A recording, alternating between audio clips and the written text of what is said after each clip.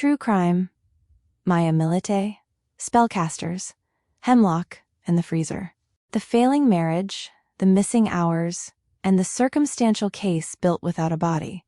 The freezer appears on a neighborhood surveillance recording 2 days after Maya Millete stops answering her phone. It is being moved on a dolly and loaded into a white sport utility vehicle associated with a relative of Maya's husband.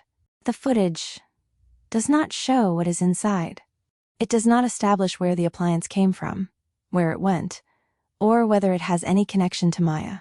It shows only an ordinary household object leaving the area at a moment when almost every ordinary detail is beginning to look different. Inside the Millete home, investigators will find other objects whose meanings are equally difficult to separate from the surrounding story.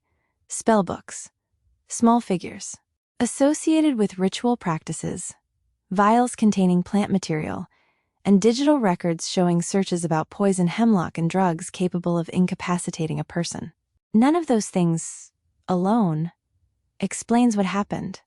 The life before the case. In early January of 2021, Maya Millete is a mother of 3, living in Chula Vista, California.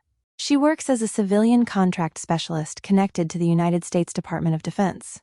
Her professional life requires organization, documentation, and attention to detail.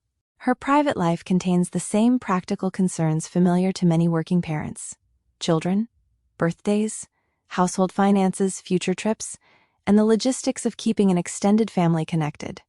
Maya was born in the Philippines and raised in Honolulu.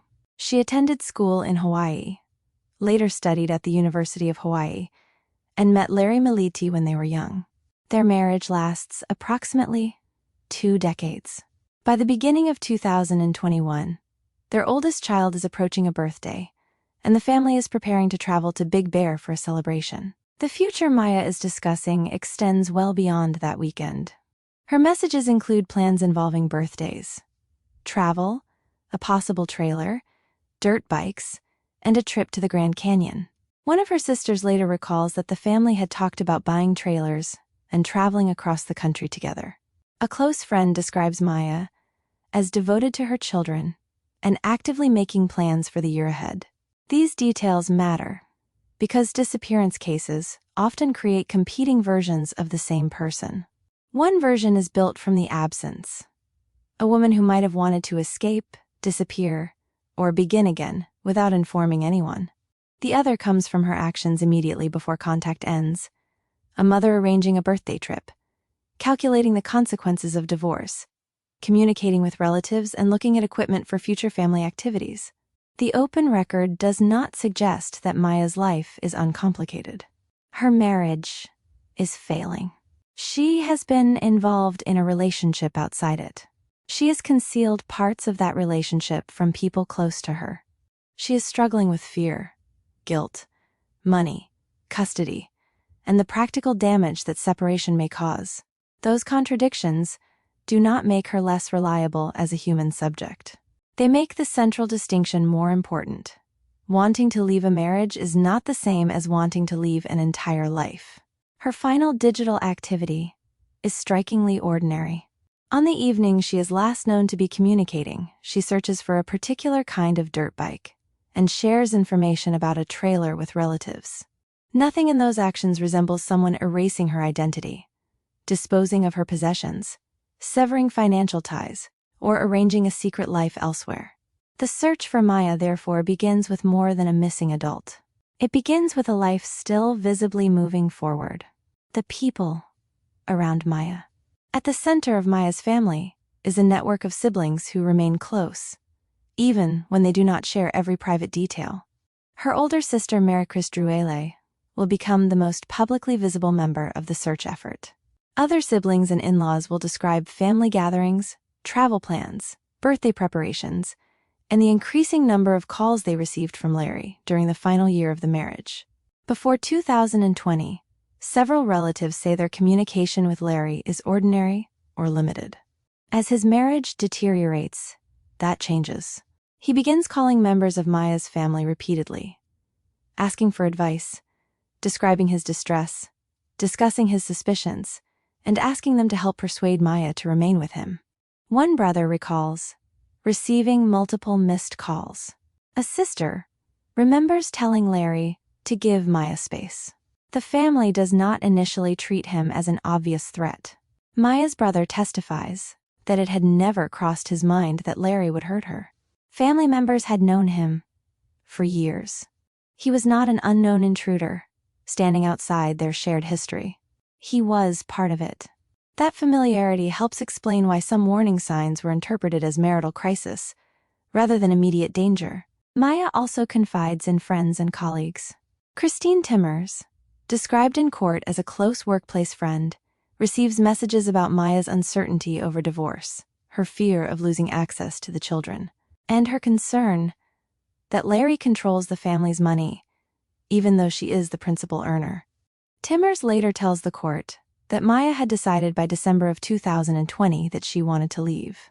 Another important figure is Jamie Laird, a co-worker with whom Maya had an affair. The relationship becomes a central source of conflict inside the marriage, and later a major part of the defense narrative. The affair complicates the emotional record, but it does not itself answer the disappearance. It explains why Larry suspected deception and why the marriage became volatile. It does not establish that Maya planned to abandon her children, nor does it prove that any person harmed her. The prosecution and defense will eventually present sharply different interpretations of Larry's behavior. Prosecutors will describe surveillance, financial control, threats, digital tracking, and escalating efforts to prevent Maya from leaving. The defense will describe a husband experiencing betrayal, attempting to discover the truth about an affair, and behaving irrationally because he is emotionally overwhelmed. Long before those competing interpretations reach a jury, the family is trying to navigate a simpler problem. A marriage is breaking apart, and everyone around it is being asked to take a side, calm a crisis, or help preserve something Maya increasingly says she no longer wants. The first, cracks in the marriage. The deterioration did not begin in January of 2021. Evidence presented years later reaches back much further. Journal entries recovered from the Millete home include allegations that Maya had experienced physical and sexual abuse within the marriage. In an entry addressed to her daughters in 2012, she described fear of Larry and wrote that she wanted to become strong enough to prevent him from putting his hands on her again. These were Maya's private allegations, not eyewitness accounts independently proving each event. Their importance at trial lay in showing what she recorded about her own fear long before the immediate divorce conflict. By the summer of 2020, the marriage is in acute crisis. Maya temporarily moves out. Digital records show Larry sending far more messages than Maya in a group conversation involving her personal and work phones. An investigator testified that Larry sent hundreds of the messages, many asking her to return. The affair becomes known. Larry monitors Maya's movements and communications more closely. Prosecutors later describe him placing a phone in her vehicle for tracking, appearing at her workplace, pressing relatives for information, and trying to control access to money and the children. The defense argues that some of this conduct is better understood as an attempt to confirm whether Maya is deceiving him. The incident in August becomes especially important. Maya uses a child's phone to contact a friend while behind a locked door. The court hears evidence that Larry is outside trying to gain entry. Prosecutors interpret the episode as part of a pattern of isolation and coercive control. Maya speaks about obtaining a restraining order, although the record does not show that she completed that step before she disappeared. The private conflict increasingly spreads into the family. Larry tells relatives he is depressed and that the marriage is worsening. One brother-in-law testifies that Larry spoke about wanting to get rid of the man involved with Maya and needing to plan carefully. The defense challenges the reliability and timing of that recollection, noting that the witness had not included the statement during an earlier police interview. That challenge illustrates a recurring problem in the case. Disturbing statements can become more significant after a person vanishes, but memory is not a recording. Courts must consider when a witness first mentioned a detail, whether it remained consistent, and whether later knowledge changed its meaning. Maya's position becomes clearer near the end of the year. She researches divorce attorneys, house values, alimony, and child support. She tells friends that Larry controls the finances and threatens to seek complete custody, take the home, and damage her career by reviving workplace allegations about the affair. The divorce question is not abstract. It carries the threat of losing money, professional standing, access to the children, and the family home. Yet Maya continues moving toward it. 3 days before her disappearance, she sends Larry a direct message stating that she intends to file for divorce, whether he accepts it or not. The first simple explanation for what follows will be that Maya wanted space. The evidence from her final weeks suggests something narrower. She wanted separation from Larry, but she was still building a future around her children. The spellcasters and the language of control. Larry's communications with online spellcasters are among the strangest parts of the case, but their legal significance does not depend on whether magic is real. The exchanges begin as attempts to restore affection. Larry pays people who claim they can influence Maya's emotions, repair the relationship, or make her return to him. As the marriage continues to collapse, the requests grow darker. Prosecutors show jurors messages asking for Maya's will to be broken, for her to obey, for her to become dependent, and for her to suffer illness or injury severe enough that she cannot leave. Some requests focus on the man involved in the affair. Others focus directly on Maya. In one strand described during the preliminary proceedings, Larry asks whether a spell can cause an injury during a dirt bike outing, so that she will need his care. The prosecution does not offer the spellcasters as people capable of producing supernatural harm. It offers the messages as evidence of Larry's stated desires. This distinction is crucial. Buying a spell does not prove an intent to commit physical violence through ordinary means. People can write fantasies, express rage, or seek impossible outcomes without acting. Yet the messages can still reveal what result the buyer wants. Here, the desired result repeatedly moves from reconciliation to domination, dependence, punishment, incapacity, and injury. The defense presents a different interpretation. Larry is emotionally isolated and desperate. The spellcasters validate his fears and encourage stronger purchases. Their business depends on convincing a distressed customer that another payment or ritual may work. From this perspective, the communications show exploitation and emotional deterioration, not a practical murder plan. Both interpretations can contain part of the truth. Larry may have been vulnerable to manipulation, while also expressing ideas that reveal hostility and control. The legal question is not whether the spellcasters caused anything. It is whether the language fits with other evidence of motive, planning, and conduct. The timing gives the messages additional weight. Between January 5th and January 7th, Larry tells spellcasters that Maya is adamant about divorce. He describes himself as shaking and close to snapping. He asks for increasingly forceful intervention. After Maya stops communicating, the requests aimed at controlling or harming her abruptly change. On January 9th, he asks that the hexing of Maya stop and that attention be redirected toward the other man. That shift does not independently establish what happened. It may reflect fear, regret, a change in target, or the belief that Maya is no longer reachable. Prosecutors argue that the silence is meaningful because the objective that drove the messages has disappeared at the same moment Maya does. The spellcaster evidence became memorable because it was unusual. Its deeper importance was more conventional. It documented a person trying to solve separation, not by accepting another adult's decision, but by imagining ways to remove her ability to make it. The last ordinary movements. Thursday, January 7th, 2021, begins inside a life that is under strain, but still active.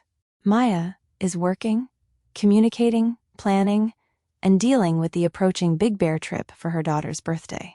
Surveillance footage later shown in court captures her returning to the family home. At approximately 4:45 p.m., investigators find no comparable recording of her leaving through the streets covered by neighborhood cameras. Earlier that day, She has contact connected to obtaining a divorce. The family trip is supposed to happen first, with further legal action afterward. Her bags remain unpacked.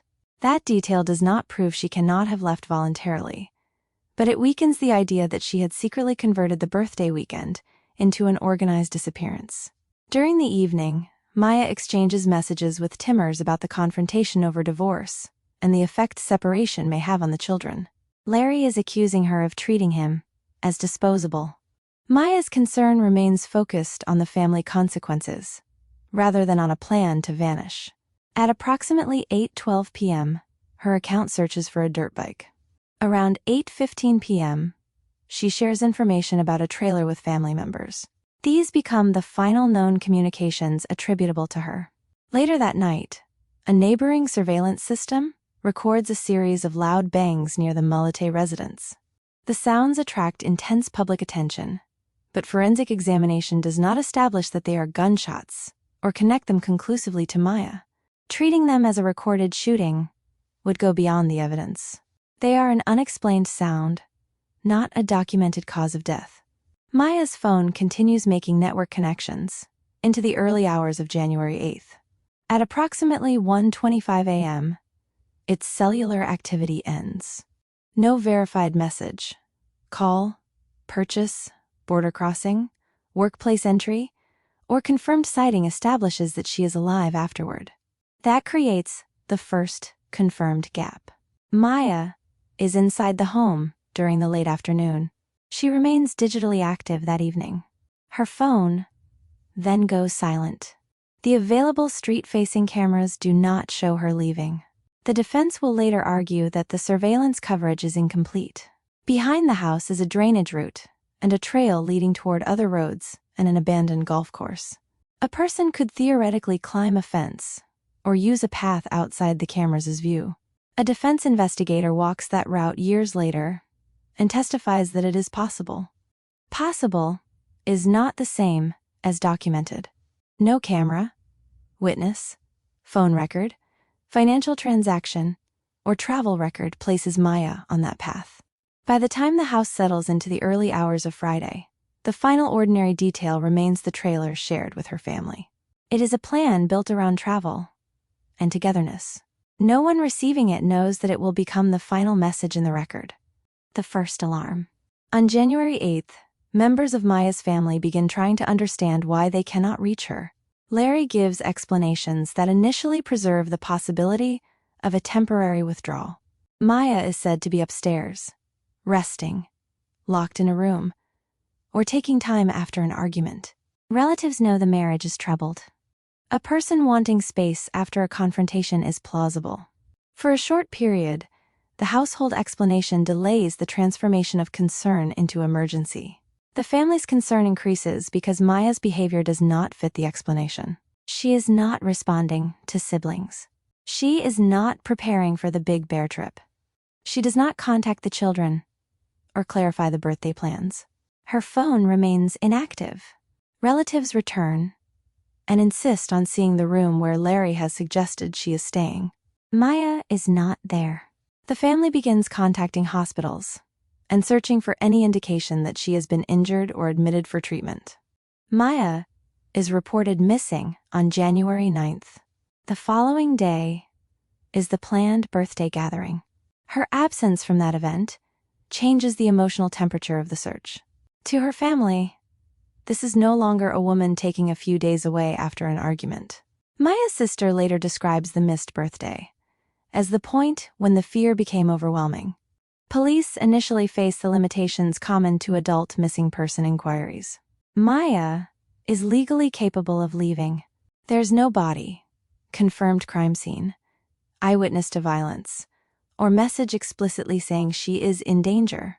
Marital conflict raises concern, but concern is not yet proof of a crime. The family does not wait for certainty. Volunteers search nearby parks, open land, desert areas, and locations connected to the Millete's activities. Flyers circulate. Relatives provide photographs and details of Maya's routines. Investigators begin collecting surveillance footage before it is overwritten and examining the family's vehicles accounts, communications, and movements. The first search warrant at the home is executed on January 23rd, approximately 2 weeks after Maya is reported missing. Search dogs examine the residence and the Lexus. They do not alert to human remains. Years later, the defense will emphasize those negative searches. The prosecution will stress that the dogs were not trained to identify residual odor after remains had been removed, and that the vehicle search fell outside part of their certified work. The gap between fear and proof becomes the defining pressure of the investigation. Maya's family believes she would not leave the children. Investigators must convert that belief into evidence that can survive legal scrutiny. The house, meanwhile, is beginning to produce a second timeline. Vehicles repositioned, phones powered down, mileage that cannot be reconciled, data disappearing, and a freezer moving out of view. The Lexus and the missing 12 hours. At approximately 6 in the morning on January 8th, surveillance captures activity involving the family's black Lexus. The vehicle is repositioned so that part of the loading area is obscured from street-facing cameras. At 6:35 a.m., Larry's phone is manually powered off. About 10 minutes later, the Lexus leaves the neighborhood. The vehicle returns at approximately 6:06 p.m. Larry's phone comes back online around 6:35 p.m. The result is a period of roughly 12 hours in which his ordinary digital location trail is absent. Larry says he took one of the children to the beach. Investigators are unable to verify that account through the records they review. No phone location history accompanies the journey because the device is off. The Lexus has an older navigation system that logs some power events and enter destinations, but does not preserve a complete GPS route. Investigators attempt to reconstruct the vehicle's movements indirectly. They examine mileage recorded when it was serviced and later seized. They compare known trips with phone locations, transactions, fuel purchases, and toll records. Their calculation produces approximately 444 miles that are not otherwise explained. The prosecution interprets that mileage as a round trip toward remote desert land near the Colorado River Reservation. Vehicle power events and possible fuel stops are presented as consistent with travel east, time spent in an isolated area, and a return to Chula Vista. Searches of that vast region do not locate Maya. This analysis is powerful because it creates a possible route, but it is not equivalent to direct GPS evidence. The defense identifies several limitations. Cash transactions may leave no record. Toll systems do not capture every passage. Other household members had access to the vehicle during the wider period used for mileage calculations. A trip made without a phone may be omitted from the reconstruction. The missing mileage is therefore an inference built from subtraction. Investigators know the odometer increased. They account for trips they can verify. What remains becomes associated with January 8th, because that is the major known period when the vehicle is gone and the driver's phone is off. Additional conduct adds pressure to the inference. Larry speaks about scratches on the Lexus and asks a neighbor about detailing it. The vehicle is washed multiple times. Prosecutors argue that desert vegetation could explain the scratches and that repeated cleaning is consistent with concealment. The defense can answer that vehicle cleaning and scratches are ordinary, and that no forensic test establishes Maya was transported inside. The strongest responsible conclusion is narrower than the prosecution's full reconstruction. Larry leaves in the Lexus for about 12 hours. His phone is off. His beach explanation is not verified. Investigators identify a large amount of mileage they cannot confidently assign elsewhere. Those facts do not show what was inside the vehicle. They show that, during the first full day Maya is missing, the person last known to be with her enters an extended gap of his own. The freezer, leaving the neighborhood. On January 9th, surveillance footage records what appears to be a freezer being moved on a dolly and loaded into a white sport utility vehicle belonging to Larry's aunt. The timing ensures that the object becomes inseparable from public suspicion. Maya has not been seen leaving the home. Her phone is silent. The Lexus has completed its unexplained journey. Now an appliance, capable of concealing or preserving something, is being taken away. But evidence must be separated from symbolism. The recording does not reveal the freezer's contents. It does not show Maya near it. No publicly established forensic result connects the appliance to blood, DNA, human remains, or decomposition. The freezer is not a substitute for a crime scene. Its evidentiary value lies primarily in chronology and investigative interest. An unusual household item is removed at a critical time. The people involved can be questioned about why it was moved and where it went. The vehicle and destination can be searched. The absence of a direct forensic link limits what a jury can reasonably infer from the footage alone. The same caution applies to the loud bangs recorded on January 7th. A sound that resembles gunfire may attract attention, but resemblance is not identification. Neither the audio nor the freezer establishes a method of killing. Prosecutors ultimately acknowledge that they cannot tell the jury exactly how Maya died. That uncertainty is one reason the freezer becomes so prominent outside the courtroom. It offers a concrete image where the legal case contains an empty space. People can picture an appliance being moved. They cannot picture the central event because no witness saw it, and no body reveals the mechanism. The prosecution does not need the freezer to carry the entire case. Its argument is cumulative. Maya announces divorce. Larry expresses a desire to control, injure, and incapacitate her. She enters the home and is not recorded leaving. Her phone dies. His phone is switched off. The Lexus travels for hours. His accounts lose data. A poisonous compound he researched is later found in the residence. The freezer sits among those fragments. It is visually unsettling, temporally suspicious, and forensically unresolved. That combination makes it one of the most memorable details in the story, and one of the easiest to overstate. Hemlock and the vial in the house. During a search of the Millete residence in October of 2021, investigators collect small vials containing dark plant material. Laboratory examination detects conine in one of them. Coniine is a toxic compound associated with poison hemlock.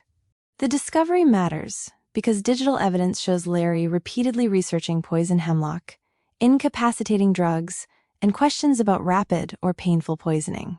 Other searches involve rohypnol and methods of rendering a person less able to resist or leave. Prosecutors treat the searches and the vial as evidence of preparation. A person involved in an escalating marital conflict studies a deadly substance. Material containing its toxin is later found in his home. The pattern becomes more significant when placed beside the requests to spellcasters for Maya to become sick, injured, or dependent. The toxicology evidence has important limits. The laboratory did not quantify how much coniine was present. Without a body, no toxicology examination can establish that Maya ingested it. There is no medical finding identifying poisoning as her cause of death. The vial's presence does not prove when the material was gathered, who placed it there, or how it was intended to be used. The defense offers two alternative explanations. Poison hemlock grows in the region, and the plant material may have been collected by one of the children. Alternatively, Larry's searches may reflect suicidal thinking during his marital collapse rather than a plan to poison Maya. The defense argues that a careful killer would not preserve the supposed murder weapon inside the home for investigators to discover months later. The prosecution answers that physical evidence is not rendered innocent merely because it was imperfectly concealed. People retain incriminating objects for many reasons, including carelessness, uncertainty about their significance, or confidence that a body will never be available for comparison.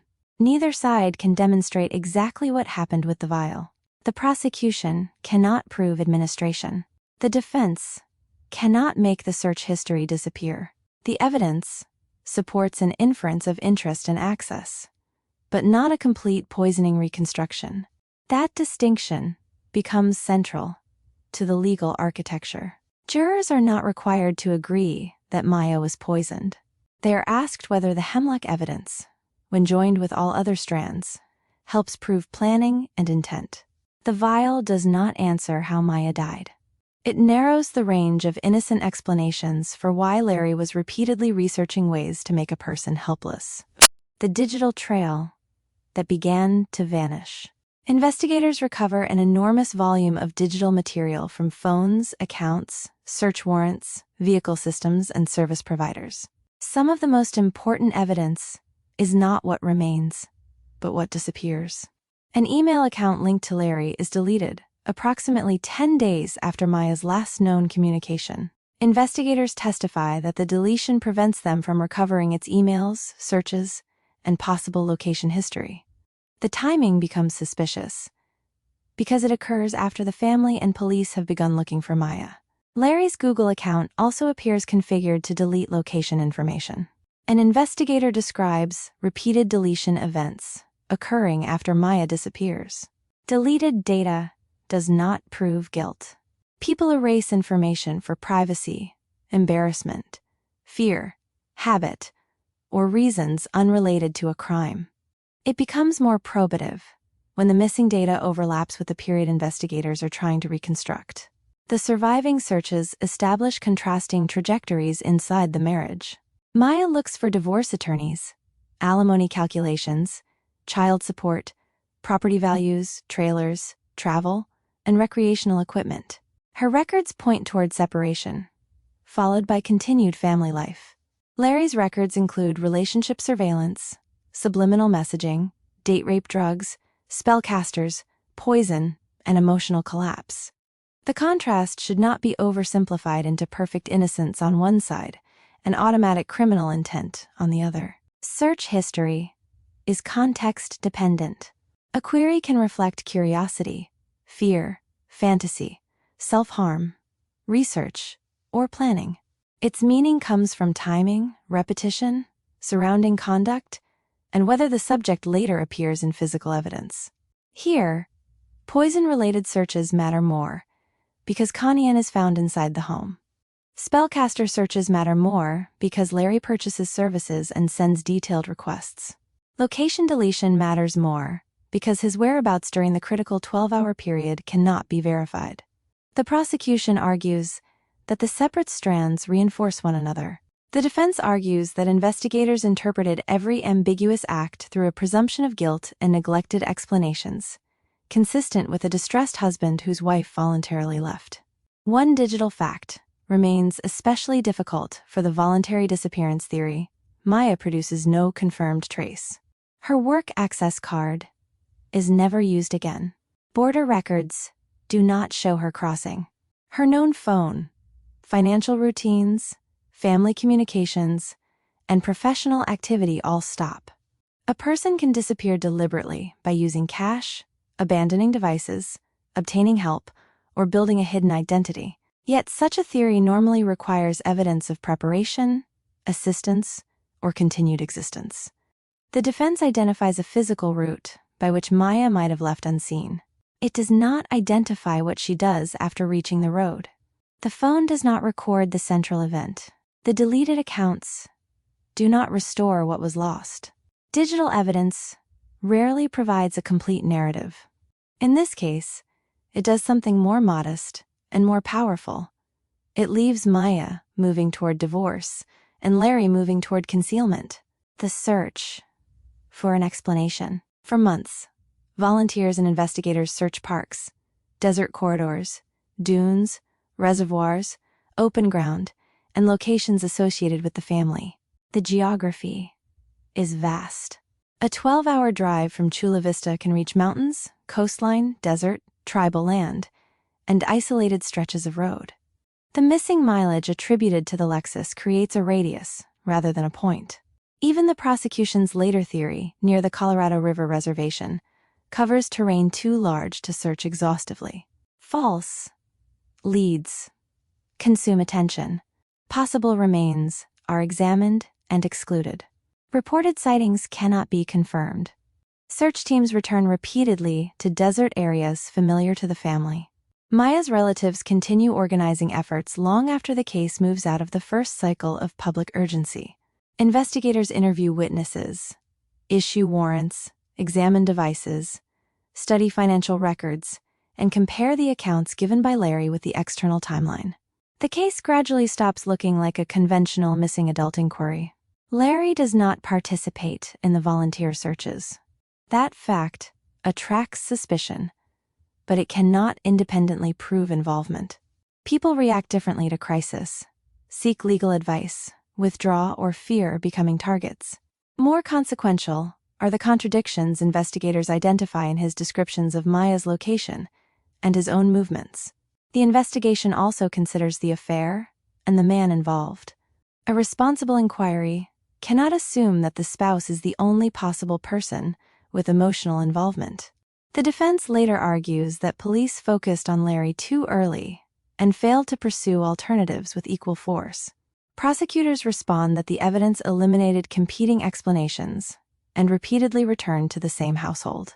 By July of 2021, police publicly identify Larry as a person of interest.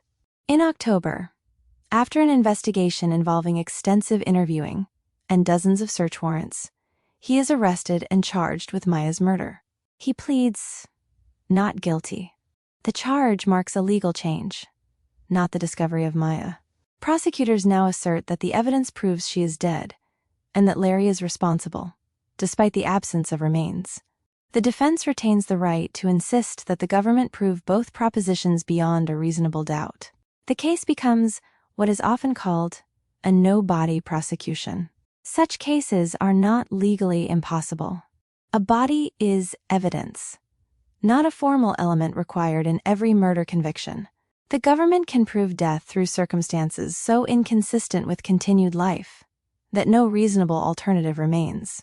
The difficulty is obvious. Without remains, there is no autopsy. Cause of death, injury pattern, time of death estimate, DNA comparison from a disposal site, or medical evidence tying a mechanism to a defendant. The prosecution will have to replace the missing center with accumulation. What happened inside the house? The public record cannot reconstruct the final private event with certainty. No eyewitness testifies to seeing Larry kill Maya. No camera records an assault. No confession identifies a method. No medical examiner can determine whether death resulted from poisoning, shooting, strangulation, blunt force trauma, or another mechanism. Prosecutors ultimately tell jurors they cannot specify exactly how Maya died. That uncertainty must remain intact. It would be irresponsible to transform loud bangs into confirmed gunshots, or quinine into a proven poisoning. The evidence permits possible mechanisms, not a verified scene. The prosecution's reconstruction begins with the relationship. Maya is determined to divorce. Larry has expressed wishes that she become injured, sick, submissive, or unable to leave. He researches substances capable of incapacitation and poison Hemlock. She returns home on January 7th and is not recorded leaving. Her last communication occurs that evening. Her phone loses connectivity during the night. The following morning, the Lexus is moved. Larry's phone is turned off, and he leaves for approximately 12 hours. Prosecutors argue that Maya's body is placed into the vehicle and transported to a remote location. The unexplained mileage, fuel-related power events, scratches, detailing request, and repeated washing are presented as concealment behavior. The defense attacks each step. No forensic evidence proves a body was in the Lexus. Search dogs do not alert at the house. No remains are found in the proposed desert location. The mileage calculation depends on assumptions. The poisoning theory lacks proof of ingestion. The freezer has no demonstrated contents. Surveillance leaves an unmonitored route behind the property. This produces two competing reconstructions. Under the prosecution's version, the missing body is evidence of successful concealment. Larry's behavior before and after the disappearance forms a continuous line: coercion, fantasies of incapacity, poison research, opportunity, an unverified journey, data deletion, and efforts to clean the vehicle.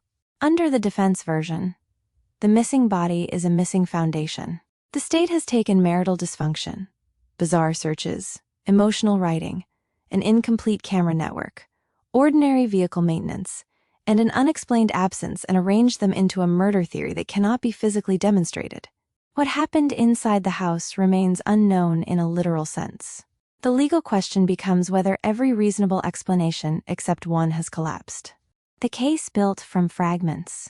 The trial begins in May of 2026, more than 5 years after Maya's disappearance.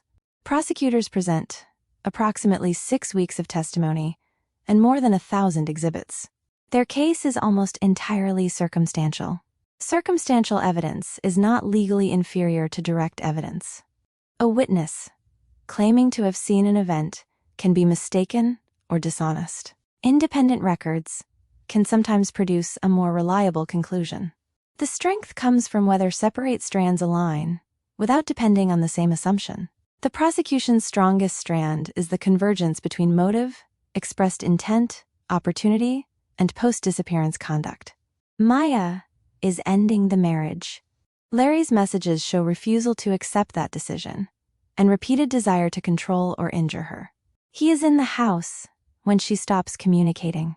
He leaves the next morning with his phone off and cannot verify his account of the day. Data is deleted. No confirmed evidence of Maya's continued life appears. The Hemlock evidence supports possible planning, but cannot prove the method. The freezer footage is suspicious, but does not establish contents. The loud bangs are unexplained, but not identified. The mileage reconstruction creates a possible disposal journey, but not a confirmed destination. Each of these strands is limited alone. The prosecution asks jurors to evaluate them together.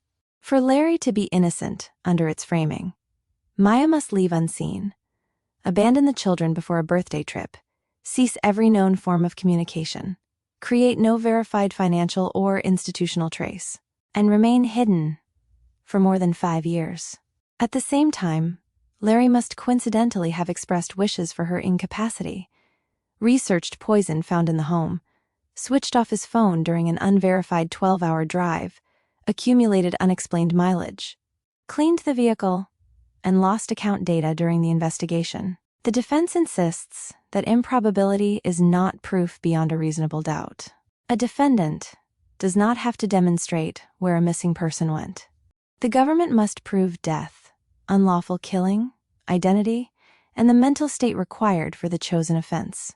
What the jury had to decide. The jury is not required to identify the exact weapon or mechanism. It must decide whether Maya is dead, whether Larry caused her death, and whether the killing was deliberate and premeditated for first-degree murder. Lesser options include second-degree murder and forms of manslaughter. An acquittal remains required if a reasonable doubt survives. The absence of an agreed method does not prevent conviction under California law. Jurors can differ about how the act occurred while agreeing that the total evidence proves the defendant committed a planned killing. That legal principle places enormous weight on pattern. The case is not built around one cinematic discovery. It is built around whether the fragments form a single coherent picture, what the defense said the evidence could not prove. The defense presents only a small number of witnesses, but its principal task does not require building a complete alternative history. It needs to expose a reasonable gap in the prosecution's case. A search and rescue handler testifies that trained dogs did not alert to human remains inside the house. Another handler reports the same result. The prosecution establishes that the dogs are not trained to identify residual odor after remains have been removed, and that aspects of the requested search exceeded their normal certification. A private investigator describes the route behind the home. The drainage corridor is not fully illuminated or covered by cameras. A person could cross the fence and reach exits outside the visible surveillance network. The prosecution notes that the inspection took place years later, and that the witness cannot establish how cameras, vegetation, and access looked in January of 2021. In closing argument, the defense reframes Larry's behavior as heartbreak rather than homicidal planning. His spellcaster messages are the product of desperation and manipulation. His Hemlock interest may relate to suicide. The plant may have been collected by a child. His tracking of Maya is described as a distressed attempt to confirm an affair she was denying. The defense emphasizes what is absent: no body, no proven crime scene, no eyewitness, no confession, no established weapon, and no forensic evidence showing Maya inside the Lexus. Those absences are real. A responsible explanation of the verdict cannot pretend the prosecution filled them. It did not prove the cause of death. It did not recover the disposal site. It did not connect the freezer through biological evidence. It did not establish that the Conyan entered Maya's body. The defense's difficulty is that reasonable doubt must be reasonable in relation to the whole record. Showing that Maya could theoretically climb a fence does not explain why she does so without her phone trail, normal preparations, money, work credentials, children, or future communications. Showing an innocent interpretation for one search does not neutralize every connected search, message, physical item, deletion, and movement. The evidence could not reveal Larry's private thoughts with scientific certainty. It could not replay the final event. It could not rule out every imaginable possibility. The question was whether it ruled out the possibilities a rational juror could still accept. The verdict that did not bring Maya home. On July 9, 2026, after roughly 5 hours of deliberation, the jury finds Larry Millete guilty of first-degree murder. The verdict means the jurors accepted not merely that Maya is dead and that Larry killed her, but that the killing was willful, deliberate, and premeditated. They reject the lesser homicide options and the defense argument that the evidence remains too speculative. The legal finding changes the language that can responsibly be used. Before the verdict, Larry is an accused defendant who denies killing Maya.